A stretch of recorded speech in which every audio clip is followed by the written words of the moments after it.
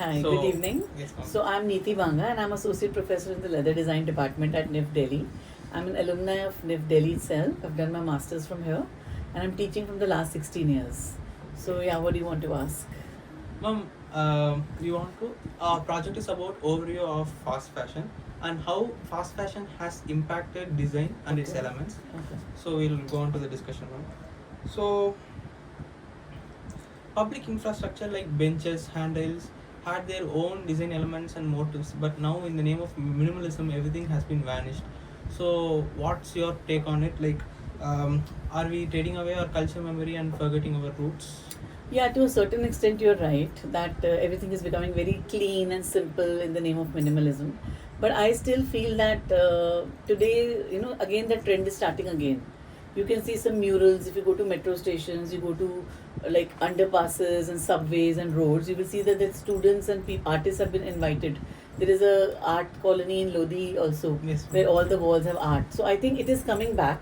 People are realizing, but yes, I feel minimalism is good because minimalism basically means eliminating the excess. So it's important that we keep our lines clean and simple to make it functional. But then art is some aesthetics are something we should not compromise on. So yes, I feel that it should come back, maybe in terms of color schemes, in terms of lines, and certain cultural features could be added. So that's important. A few years back, we had like four seasons: summer, winter, and sorry, Spring, spring, summer. summer, and autumn, winter. Yeah. So now it's like weekly trends changing and fast fashion coming according to that. So isn't it very complicated for the designers to have this hectic schedule of designing for each and every week based upon Okay. these AI protocols and things? So what's your take? See, it depends on who is your client. So if you're making something which is mass market, then you will not really do too much on trends. You will have to have certain styles or which are very staple, classic, which maximum people can buy in neutral colors and basic lines and designs. But if you're trying to target a customer who is very trend conscious and fashion conscious, then you can have small batches of such styles which are there again as a limited edition to attract the customer also that this is limited time only, so they will come and purchase. So that can be like small capsule collections, but you should still focus on your main range which is the most staple and acceptable, so that way you can balance, I feel. But it's important to do, follow the new trends also, because as a designer you will also feel motivated, inspired, rather than doing the same thing every time, and a customer also gets something new to look at. So you should have a balance of both. Consumers today think a good design as something which is trendy Hmm. and which is so fast and very affordable. So, but I feel like the artistic value in the garment or something which we had 20 to 30 before years before is missing. Uh, so I feel there is some void in garments these days. Maybe, you're right in some way, but then again, I would say it is very brand to brand and customer to customer different, because people nowadays the trend is customization. So people are trying to get their own things made in terms of designing, in terms of their own pictures, maybe as prints, or they want to customize the color schemes. So somewhere or the other, that personalization is getting in the trend, and also I feel again it's a mix. Like designers and boutiques are still focusing on design elements and aesthetics a lot, and everything comes at a price. So if you're ready to pay the price, you can get the handcrafted and exclusive things and artistic things, artisanal and handmade by the karigars and work. It takes time. So problem, as you said, fast fashion, because people are very impatient today. They want everything now. Today we are ordering. You look at Blinkit and all. In 10 minutes you want, and now in 9 minutes, in 2 minutes. So you're not ready to wait. If you're ready to wait, you will get the good things. Because if a sari takes 6 months to make because it's very exclusive, you have to wait for 6 months. So either you have to, and number two, you have to pay the money for it, Yes. because there's a lot of skill and effort, and then you'll get the unique rare pieces. So you have to decide whether you want to be quick and run for the fast fashion, or are you ready to be patient. So ideally, I feel every customer is a very balance of both. Sometimes for daily wear we are going for the quick things, but for special occasions like weddings or festivals, people invest money and time, and they will order things months in advance. So it all depends on that. I think in today's world you can't say this is the trend or that is the trend. Everything exists in parallel. So there are many levels of fashion going on, and every individual is a very complex individual. Today I am wanting fast fashion. Tomorrow I'll wait and buy 20,000 rupees garment also. So it's a very complicated market. The way I say it is like you could classify designers like according to different brands. Ma'am. Yeah. For example, let's take a fast fashion brand like Zudio, like for example, they would have limited timeline. Right. And in that, the designer's purpose is completely different, where he had to deliver within a specific time period. Right. And a price range. And a price range. And for example, let's take a premium brand like Gucci or something. And there, the designing aspect is completely different. Yeah, But- they are doing it at leisure. Yes, ma'am. There is no rush. But we can't tell someone is a better designer just because You they can't do. compare because it's like, apple and orange are both beautiful. How can you say apple is better than orange? So there are customers who like apple and customers who like orange. It's like, and you can't say this is better than that. Same way, Gucci is a different brand with a different market, different philosophy, and fast fashion is a totally different. You can't compare them together. And like, what do you suggest the current designers? How dynamic do they need to be in this market to See, survive? number one, they need to be very alert and aware. You can't just let things pass by because competition is like 100 times more than earlier because of internet and online marketing. Every second person is starting a brand without much of investment. They can start from their home without having a factory with one tailor only. If you're really smart, you can do it. You can just make few pieces, show everyone, get orders and make for them customized, which many people are doing. So you have to be aware of trends, aware of the customer study, market survey.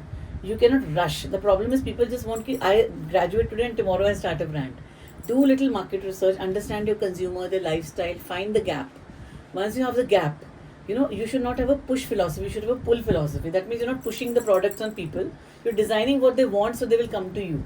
So that is why you need to know their price points, how that product fits in their life. So if they're very athletic or sports oriented, find what they need, what kind of bag they need, what kind of things they're carrying to the gym. So you design something where they can hold everything. So, you are seeing more of utility products coming today. Yes. People want, even when they're luggage, they're traveling, they want things where have a lot of pockets, or they can be made smaller, or things can be added or subtracted from it, make it lighter, heavier.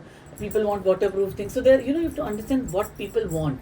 Once you know what they want and you design what they want, they will come to you. Then you'll have to work hard in selling. You just need to tell them that the product is there and they will find you. So that is what the philosophy should be. What's your take on the sustainability aspect of fast fashion? Sustainability is mainly that we don't waste anything.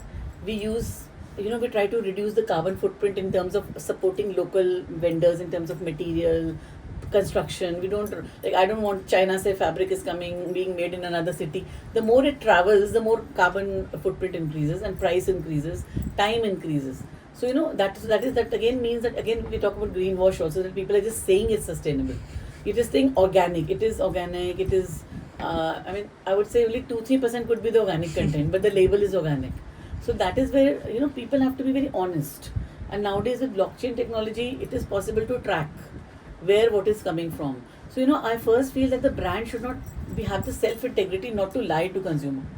And it starts from the beginning, where you're sourcing things, and how you're constructing them. Everything should be then try to take as sustainable as possible. Don't try to play with some things and packaging by using a lot of paper and plastic. Try to use reusable packaging like jute bags or fabric. Leftover fabrics could be woven into some patchwork and just folded and packed. Why you need, then people can use the thing again. In fact, many people, I've seen so many videos where they have such kind of packaging which can be reused, converted to a box or a pen stand, or repurposed. So, and also people, you can take old things back from your, or people are, if you get some discount when you return the older used packages or something, then people always save that and they'll not throw it anywhere. So brands have to have such kind of things where they can attract the consumers and also make them understand how they can be sustainable and support them in this journey.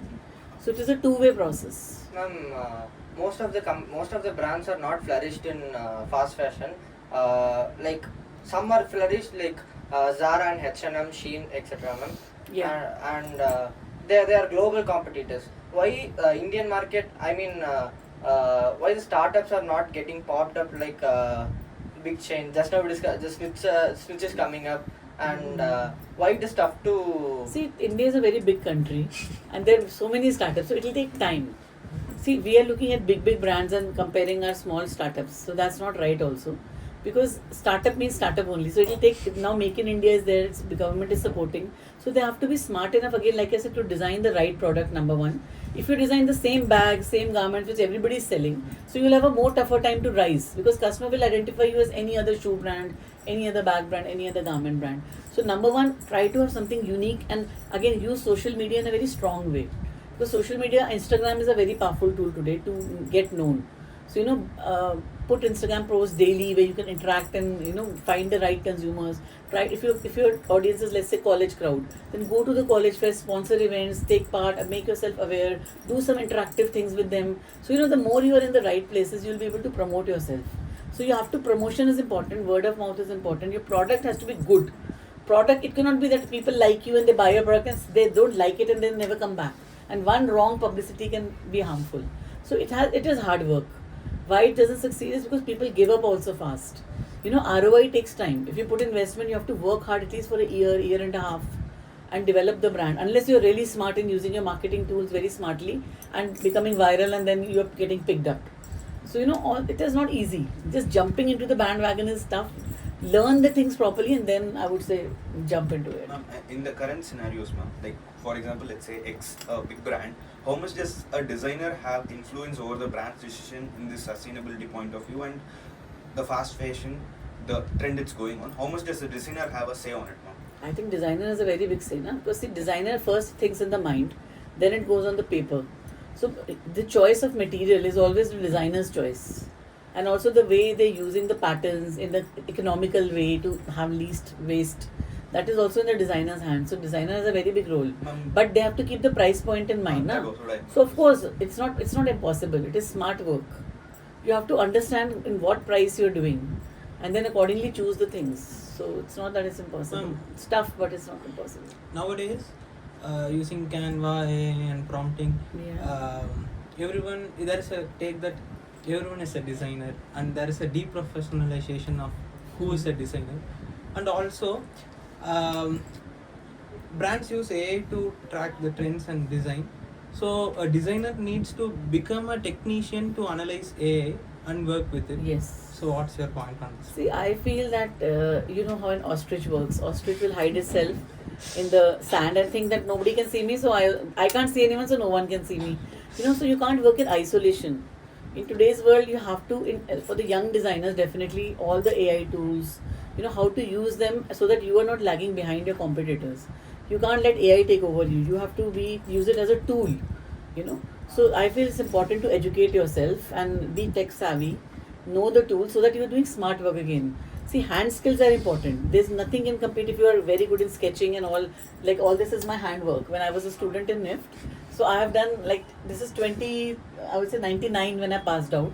So in my first job, when I went to my first office, I had drawn all the showroom samples I had drawn it on the croquis and shown my boss that when you're sending sample to the buyer, don't just send sample, send the sketch with it. He never used to do before I joined. But when I joined, all his garments I made into sketches, and it was very helpful for him. So I feel that your hand skills are important, but today, that time we do not have the AI tools and good softwares. So I feel there's no harm in using software, but again, you should have your own personal touch there also. And if you can do things by hand, then that is more valuable than anything. That's literally Clo 3D in your hands. Yeah, I mean, I did it by hand at that time because I never had the tools, and I'm not very good with software. I'm more good with my handwork. Yeah. And bringing up the point of Clo 3D, ma'am, do you think how Clo 3D or any 3D animations, how much does a designer benefit from that, ma'am? Because I feel like after a certain point of time, you would know how a dress would drape. No, but it's good, I think. It is. I personally am not very good with that, and right now because I didn't get time to get myself trained, but I have heard from people who use that it's very helpful. Because see, sometimes when we view things in 2D, the next step is make a muslin mock. You also know, then after checking the muslin mock, you do corrections, and again you might have to do another mock, and so it takes a long time. But seeing it there, it can save you time, I feel. And proportions are important because sometimes we can't make out if the pocket is looking okay or not, or the length of the sleeve or the collar. So all those things, these tools can help. Even a professional would benefit from it, ma'am. That is my question. Yeah, of course. Yeah. See, as like I said, any skill you learn is always helpful to you. And then you just need that gadget with you, and you can sit anywhere and do anything. So it's like that. Okay, ma'am. Last message. Yeah. Your message to NIFT and future designers. And also, we'll post it on social media. So any message you could give. Yeah, the most important, I would say, not a message, but it's just like a thought I have that don't give up on your originality. See, in today's world, it's not easy because you're bombarded with ready-made things. Pinterest is full of design ideas, and You know, everywhere you go, you find things ready-made. But I always tell my students that, you know, if let's say nature is your inspiration, then don't find nature pictures. I told someone, what is inspiration? They said forest. Okay, next day I said, get some pictures. So from net, the person selected the 100 pictures and showed me. I said, why don't you go outside in the park? Click leaves, click barks, click grass, click flowers. You know, make your own clicks. Make a composition and click it. That can be your color board. That can be your inspiration board. Why do you need already things which others have done? So your originality you have to maintain, I feel, you know. Because as a designer, I have been a designer for so many years. Not that I take it as a profession, but I've studied design, and everywhere I look, I see the beauty. So even when I'm walking on the road, I will click pictures of street and barks and leaves because I like that color scheme, the texture. And you know, I feel everybody should do that. All the designers should make their own visual library, create their own surfaces, textures, and not, it should be a daily practice. Whatever you like, take a picture or draw it. And then when you're sitting and designing, all those inspirations can help you instead of looking for ready-made things. Just a final So, question. be original. Where do you see fast fashion heading from now on? Is it going to grow, or I think it's fast fashion cannot be eliminated because again, end of the day, it's budget friendly and people are get bored of things very fast. So it will be there, but I feel that they should be ethical in their work. And as a consumer, we should also not just believe in fast fashion, but go for slow fashion also, and go for the brands which are really investing in finding the right materials, or employing artisans or grassroots level people, because in a way we have to support them because those crafts will die otherwise. So I feel it's our responsibility to keep a balance of both in our life, and that's all I can say. Yes, ma'am. Yes, ma'am. Thank you Thank so you for much. your time. Thank We you. can